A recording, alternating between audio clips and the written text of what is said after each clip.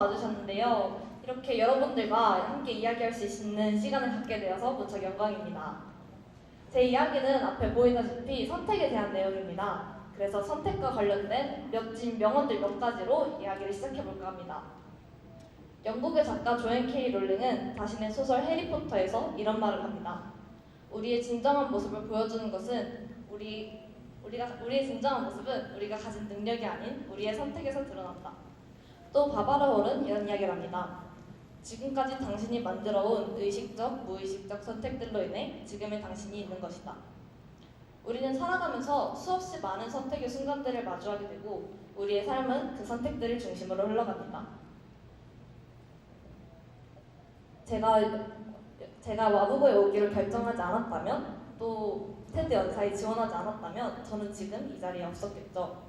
영화에서도 볼 수 있듯이 우리의 모습을 보여주는 것, 그리고 그 모습을 만들어 온 것은 모두 선택입니다. 여러분들도 마찬가지로 과거에 다른 선택을 했다면 지금 여러분들의 모습과는 사뭇 다른 자신의 모습을 발견하게 됐을 겁니다. 선택은 이렇게 우리의 현재 모습에 많은 영향을 미쳐왔고, 현재의 모습뿐만 아니라 미래에 우리가 어떤 모습이 될지를 결정짓는 것도 선택의 역할입니다. 여러분이 하는 선택에 따라 미래의 인간관계, 진로, 인생이 달라지죠. 그래서 우리는 좀 더 좋은 선택을 하기 위해 애쓸 필요가 있습니다. 좋은 인생을 살기 위해 좋은 선택을 하는 것보다 더 중요한 일이 있을까요? 하지만 좋은 선택을 하는 것이 항상 쉬운 일은 아닙니다. 여기 계신 여러분들 모두 아마 한 번쯤은 머리를 싸매고 격렬히 어떤 선택이 더 좋은 선택일지 고민해 본 적이 있으실 겁니다. 저도 역시 그런 사람들 중 한 명이고요. 예를 들자면 저는 올해 여름 내내 탱귤탱귤 감귤과 젤로주아 중에 어떤 것을 먹어야 더 맛있는 쉬는 시간을 보낼 수 있을지 고민했고요. 짜장면과 짬뽕 중 하나를 선택하는 일은 아직도 저에겐 인생 최대의 난관입니다. 그래도 이런 선택은 잘못된 선택을 해도 괜찮죠. 그러나 우리의 친구, 가족, 연애처럼 인간관계에 관련된 선택이나 진로, 진학에 관련된 선택처럼 우리 인생에 막대한 영향을 미치는 무거운 선택의 경우에는 그 잘못된 선택에 대한 대가가 크죠. 저도 여러분도 여러 가지 무거운 선택들을 마주해왔고 앞으로도 계속 마주할 예정입니다. 제가 했던 무거운 선택들의 결과가 항상 최선이었다고 말할 수는 없겠지만 정말 사무치게 후회돼서 되돌리고 싶었던 만큼의 선택을 했던 적은 없었던 것 같아요.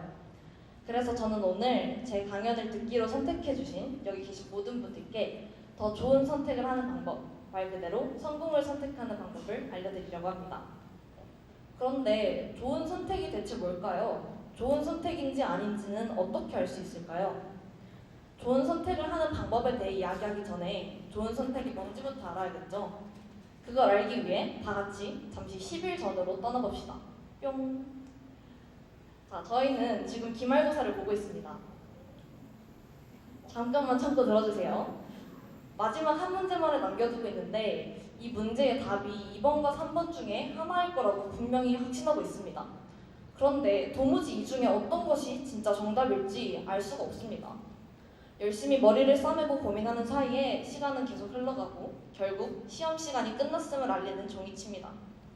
마지막 순간 여러분은 결국 3번으로 OMR 카드를 마킹하고 제출을 했습니다.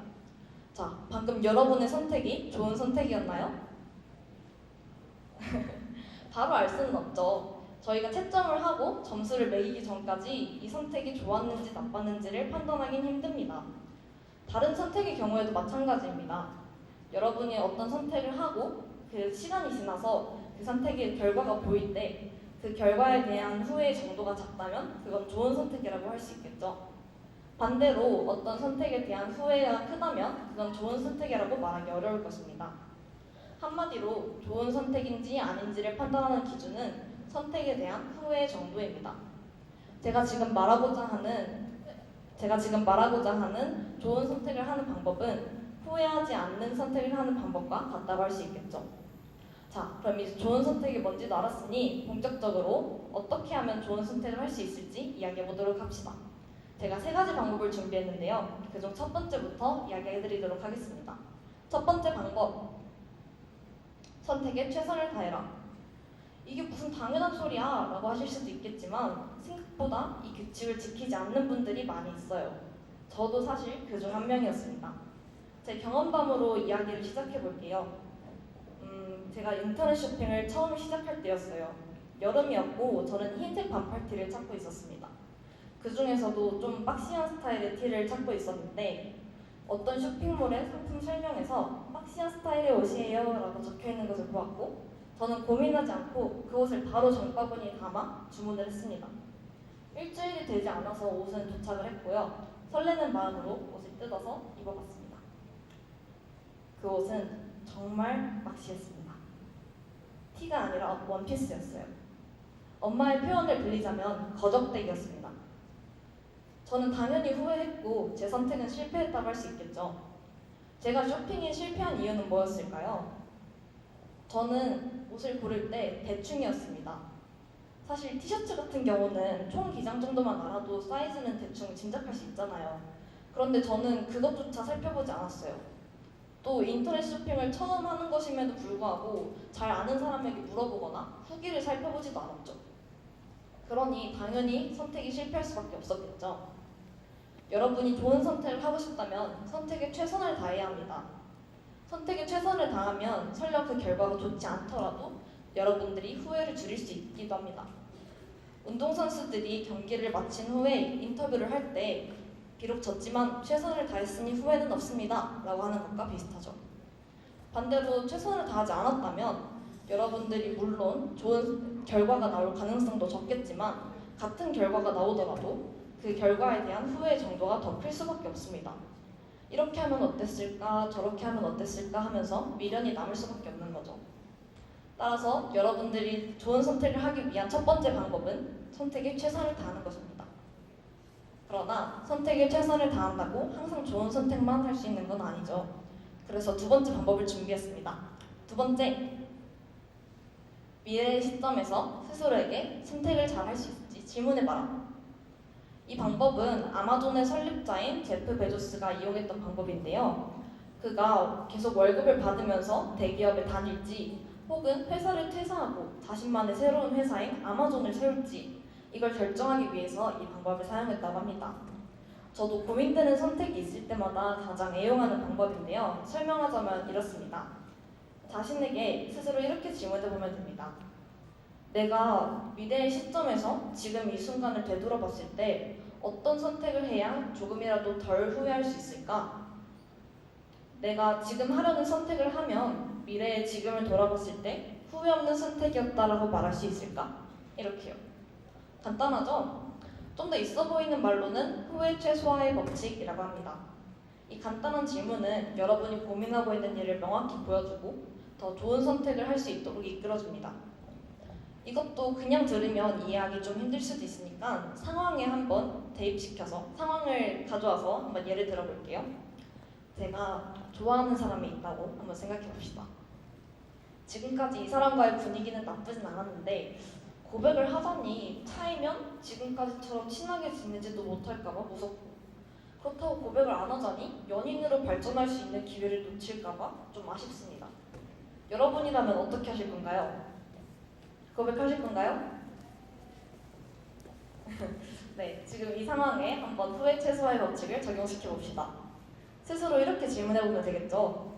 내가 지금 고백을 안 하면 나중에 후회하지 않을 수 있을까? 사람이 다른 사람과 사귀는 걸 보게 됐을 때 내가 고백을 안 했던 걸 후회하지 않을 수 있을까? 이렇게 질문해보면 어떤 선택이 더 좋은 선택일지는 명확해 보입니다. 이 방법의 좋은 점은 여러분이 과거의 일에 대해 후회하는 사태를 줄일 수 있다는 겁니다.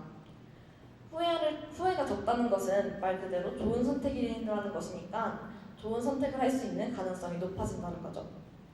이렇게 두 번째 방법도 알아봤고요. 세 번째 마지막 방법으로 넘어가 보겠습니다.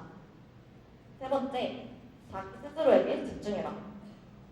사실 우리 자신에 대해 조금만 더 아는 것만으로도 좋은 선택을 할 수 있는 가능성은 훨씬 높아집니다. 예를 들어보자면 여기 계신 분들 중 아마 대다수가 대학 학과 선택이나 진로에 대해서 고민이 많을 거라고 생각해요. 이런 선택의 경우에는 자기 자신에 대해 아는 게 특히 더 중요하죠. 자기가 뭘 좋아하는지, 뭘 잘하는지 아는 것도 중요하지만 어떤 가치를 더 중요하게 여기는지 아는 것도 필수적입니다. 어떤 사람이 부모님과의 관계를 자신의 만족보다 더 중요한 가치라고 생각한다면 그 사람은 자신이 원하는 일보다는 부모님이 원하는 일을 선택할 확률이 높겠죠. 또 돈보다 즐거움을 더 큰 가치로 여기는 사람은 보수가 좀 적더라도 자신이 즐길 수 있는 일을 선택하게 될 겁니다. 이렇게 우리가 중요하게 여기는 가치에 따라서 우리의 선택이 달라지는데요. 우리가 더 크게 우리가 더 중요하게 생각하는 가치를 포기할수록 후회가 더 커지기 때문에 중요한 선택을 하기 전에 자신이 어떤 가치를 더 중요하게 여기고 있는지, 어떤 가치를 선택하고 어떤 가치를 포기할 건지를 미리 고려해보는 과정은 필수적입니다. 더불어 말하자면 우리는 사실 이미 어떤 선택이 더 좋은 선택인지 알고 있는 경우가 많이 있습니다. 하지만 외부의 압박이나 자신의 선택에 따른 책임감 때문에 이 선택을 외면하는 경우가 종종 있습니다. 그래서 자신에 대해 좀 더 솔직하게 자기 자신을 들여다보는 것만으로도 좋은 선택을 할 수 있는 가능성이 높아집니다. 자, 이렇게 세 가지 방법을 모두 이야기했는데요. 요약하자면 첫 번째, 선택에 최선을 다해라. 두 번째, 미래의 시점에서 스스로에게 질문해라. 세 번째, 자기 자신에게 집중해라. 이렇게 세 가지 방법을 이야기해봤습니다. 그런데 정말 이걸로 충분할까요? 이 세 가지 방법으로는 우리가 어떤 선택을 하는 것이 더 좋다라는 것을 아는 데에는 도움이 됩니다. 하지만 직접 실천하는 것은 다른 문제죠.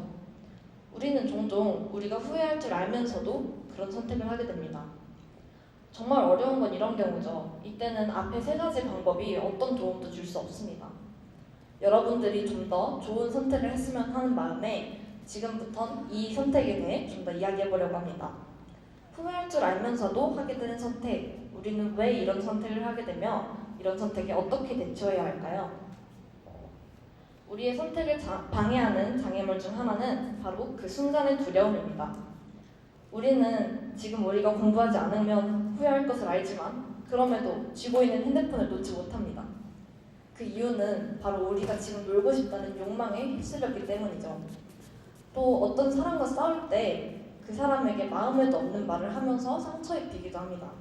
그 이유는 우리가 그 사람을 이기고 싶다는 순간의 욕망에 휩쓸렸기 때문입니다. 이렇게 순간의 욕망은 우리의 선택을 많이 방해하는데요. 그래서 좋은 선택을 하려면 욕망을 이겨내야 하는 것이 필요합니다. 그러나 욕망을 이겨내는 것이 쉬운 일은 아니죠. 욕망은 우리의 본능입니다. 본능을 이겨내는 것은 거세게 흐르는 물살을 거슬러 올라가는 것과 같습니다. 정말 어려운 일이죠. 하지만 우리에게도 승산은 있습니다. 욕망을 이길 수 있는 틈이 있는데요. 바로 우리의 선택을 방해하는 욕망이 그 순간에만 머문다는 것입니다. 그래서 우리는 그 순간을 그저 흘려보내는 것만으로도 욕망을 이겨낼 수 있습니다. 좀 더 시간을 두고 멀리서 문제를 바라본다면 훨씬 이성적으로 대처할 수 있을 겁니다. 또 동기라고 불리는 더 큰 욕망을 갖는 것도 도움이 되는데요. 이 지속적이고 강력한 욕망이 있다면 여러분은 그 작은 자잘한 욕망에 흔들리지 않고 좋은 선택을 향해 나아갈 수 있을 것입니다. 욕망을 이기는 방법에 대해서 이야기해봤어요. 그런데 욕망만이 우리를 막지는 않습니다. 우리를 방해하는 방해물이 하나 더 있는데요. 바로 두려움입니다. 우리는 두려움 때문에 잘못된 선택을 하는 경우가 종종 있습니다. 금방 들킬 거짓말을 하기도 하고 진심을 말하면 관계를 망칠까봐 두려워서 말하지 못하기도 하고 이렇게 두려움 때문에 잘못된 선택을 하는 경우가 있습니다. 두려움을 이기려면 어떻게 해야 할까요? 이번 방해물은 사실 아까보다 좀 더 까다롭습니다. 욕망은 그냥 시간을 두고 해결하면 된다고 했지만 두려움은 오히려 시간을 먹고 자라나기도 하거든요. 시간이 지나면 지날수록 우리가 고민하면 고민할수록 말도 안 되는 걱정거리까지 붙어서 이 두려움이라는 괴물은 몸집을 키우기도 합니다. 그래서 두려움을 이겨내는 방법 중 하나는 그냥 후딱 그 일을 해결해버리는 것입니다. 좀 단순무식하다고 생각될 수도 있지만 이 방법이 여러분들이 좀 더 좋은 선택을 직관적으로 할 수 있도록 도와줄 겁니다.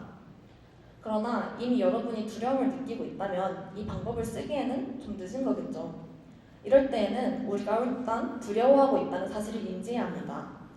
우리가 두려움 때문에 잘못된 선택을 하게 되는 경우에는 그 잘못된 선택을 할 수밖에 없는 이유를 무의식 중에 만들어냅니다. 자신을 합리화시켜버리는 거죠. 때문에 우리가 두려워하고 있다는 사실을 인지하는 것만으로도 그 합리화를 조금 억제할 수 있습니다. 또 우리가 인지하게 되면 두려움을 직면할 수 있게 되는데요. 이때 자신의 선택에 따른 결과와 책임을 회피하지 않고 바라보는 것이 중요합니다. 좀 더 대담하고 용감한 시선으로 자신의 선택지를 바라보세요. 물론 어렵다는 것은 알지만 여러분이 자신을 보호해주는 변명 없이 선택지들을 바라볼 때 비로소 좋은 선택에 가까워질 수 있을 겁니다. 이렇게 제가 준비한 이야기들을 모두 했는데요. 이 강연을 들었다고 해서 당장 내일부터 멋있고 화려하고 멋지고 좋은 선택들만 있는 것은 아닙니다. 여러분들은 내일도 모레도 후회할 선택을 할 수도 있고 잘못된 선택을 할 수도 있습니다. 하지만 언젠가 여러분이 정말 어려운 선택에 맞닥뜨렸을 때 이 강연을 조금 어렴풋이 떠올려서 조금이라도 더 나은 선택을 할 수 있게 된다면 그걸로 충분합니다. 더 익숙해지면 여러분이 저를 떠올리지 않고도 무의식 중으로도 좋은 선택을 향해 나아가고 있을 겁니다. 여러분들이 어떤 선택을 해왔고 하고 있던지 간에 앞으로 하게 될 선택에 제 강연이 조금이나마 도움이 됐으면 좋겠습니다. 저는 여러분들의 선택을 항상 응원하고 있습니다. 감사합니다.